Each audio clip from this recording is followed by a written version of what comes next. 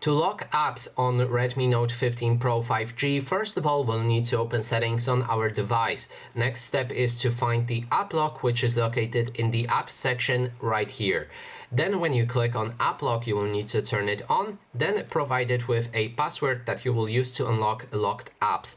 In this case, I'm gonna go for something like that, and then when we're ready and confirm the second time that pattern, we can move to the next step. Here you can sign in to Xiaomi account in case that you lost your app lock password, but I'm gonna skip it. Of course, if you want, you can do it.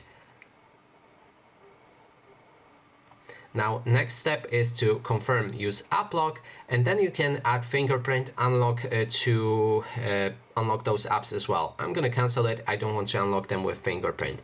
Now, next step is to select which apps are meant to be locked. In this case, I have 9 apps, and all of the apps that have this blue button mean that they are locked. If you want to unlock them with forever, then just click on this button, and if you want to lock additional apps, lock them with this button like that.